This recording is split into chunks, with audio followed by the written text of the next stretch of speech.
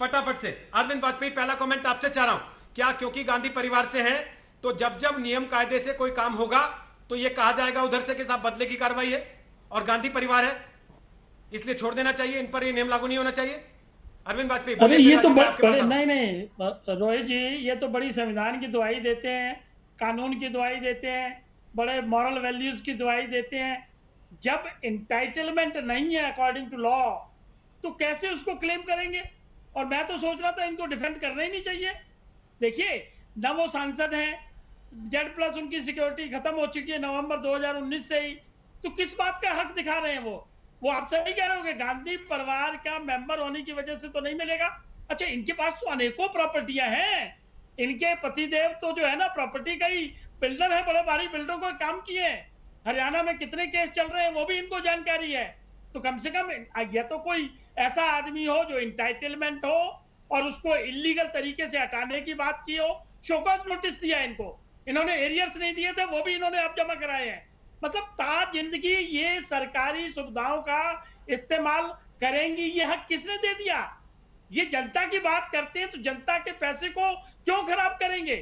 जब इनके पास रहने को जगह है, इंटाइटलमेंट नहीं है, तो क्यों इस पे ये क्लेम करेंगे? और इस तरह की बातें क्यों करेंगे कि सरकार बायस एक्शन कर रही है? अगर सरकार बायस होती तो इनके पतिदेव के खिलाफ अब तक वो जेल में होने चाहिए थे।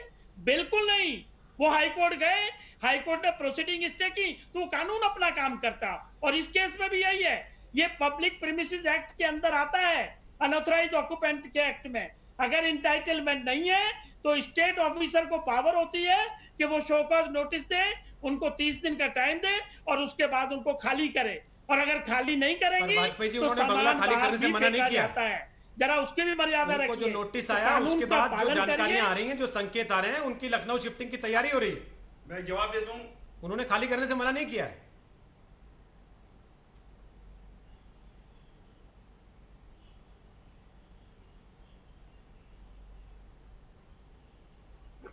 मैं जवाब दे दूं राजीव इस राय, बात का। कार्ति चिदम्बरम ने एक ट्वीट किया आज, मैं पढ़ के सुनाना चाहता हूं आपको। थोड़ा सा रुकिएगा राजीव जी प्लीज, दूसरे राजीव भी है ना, जरा एक बार उनकी बात भी सुन लें।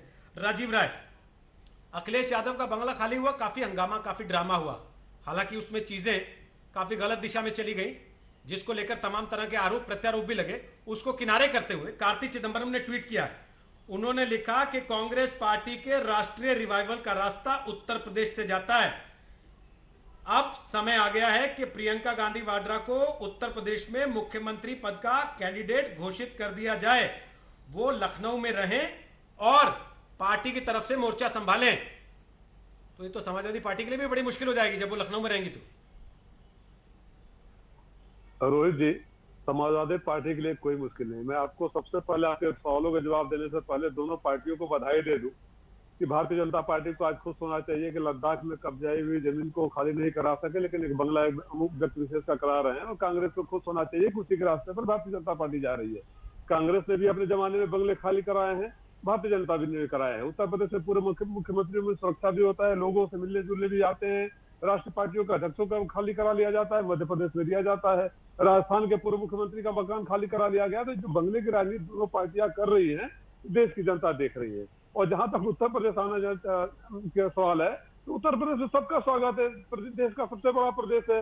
कोई पहली बात थोड़े आ रही है। प्रियंका गांधी जी 2019 के चुनाव में भी आई थी, पहले से भी प्रभारी थी, महासचिव थी, तो उससे कोई फर्क नहीं पड़ता है। उत्तर प्रदेश की जनता देख रही है।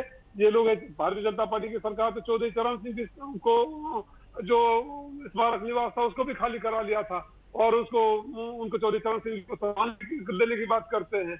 तो दोनों की जो राय साहब, कभी कभी आना और वहीं बस जाना, दोनों में अंतर होता है ना। दोनों पार्टियां, देखिए, दोनों बातों का मैं जवाब दे रहा हूं। दोनों पार्टियों का राजनीतिक चरित्र एक से है। जब सत्ता में रहती है तो बिल्कुल एक तरह का व्यवहार करती है। इससे समाजवादी पार्टी की दोनों पार्टियों से बराबर दूरी है। जब ये सत्ता में रहते हैं तो सीबीआई का, ईडी का बंगला खाली कराने की राजनीति करती है, तो एक दूसरा विरोध करती है, दूसरी जाती है तो वही करती है। तो दोनों को बधाई हो कि एक दूसरे के पद चिन्हों पर चल रहे हैं।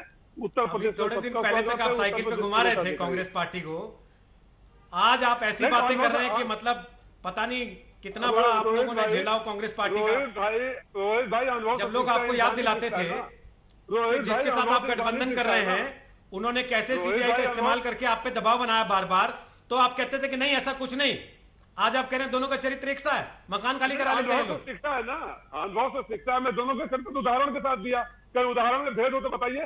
दोनों सीबीआई और ईडी का इस्तेमाल नहीं कर रही है, दोनों बदले की राजनीति नहीं कर रही हो, दोनों अपने पूर्व मुख्यमंत्री को नहीं ले रही हो। राजस्थान और मध्य प्रदेश को उदाहरण दिया, बता हवाई बातें नहीं कर रहा हूँ। तो उदाहरण आज के तारीख में, मैं कोई 50 साल पहले की बात नहीं कर रहा हूँ, आज की तारीख में कर रहा हूँ। बंगले की बात सुन लीजिए, वहाँ भैरव सिंह शेखावत का 20 साल पुराना बंगला खाली करा लिया गया, किरोड़ी बल का खाली करा लिया गया। मध्य प्रदेश में पूर्व मुख्यमंत्री को बंगला दिया जाता है, उत्तर प्रदेश में खाली कराया जाता है। तो बंगले की राजनीति, बंगले के आगे पीछे जो चलते रहेंगे ना, चुनाव में इसके बाद इन लोगों को घरों में बंगलों में उत्तर प्रदेश की जनता बंद कर देगी। एक बात बता दीजिए मुझे, ये बात तो आपने 2017 में भी कही थी कि चुनाव के बाद देखिएगा, क्योंकि यूपी को ये 7 पसंद है, इनको जनता बंद कर देगी। लेकिन बंद किसको किया वो सबने देख लिया। मसला ये है कि क्या आप इस बात को मानते हैं या सहमत हैं कि भाई आपके पास कोई पद ना हो, आप सांसद ना हो, आप मंत्री ना रहे हो, आपने चुनाव ना लड़ा हो, क्योंकि आपका सरनेम गांधी है इसलिए आपको वो सुविधा मिलती रहनी चाहिए? देखिए, आपको लगता है सरकार बदले की राजनीति कर रही है? राजीव राय, दोनों बातों का जवाब दे दूं। अगर हम कहते थे कि 2019 में या 2017 में जितने सारे पैनल पर प्रवक्ता बैठे हैं, सारे ने कभी न कभी चुनाव जीता है, सारे ने कभी न कभी हारा है, सबने वही कहा है, ये बातें सब पर लागू होती है। कोई समाजवादी पार्टी और राजीव राय अनोखे नहीं है। दूसरी बात, जहां तक बंगला देने की सवाल है, दोनों पार्टियों ने, जैसे एक प्रवक्ता उदाहरण दे रहे थे, तो दोनों पार्टियों ने अपने अपने तरीके से जब शासन सत्ता में रही है तो उसका इस्तेमाल करी है, और दोनों ने दुरुपयोग भी किया है। तो दोनों एक ही रास्ते पर चल रहा है, उसमें मुझे अलग से कुछ नहीं कहना है।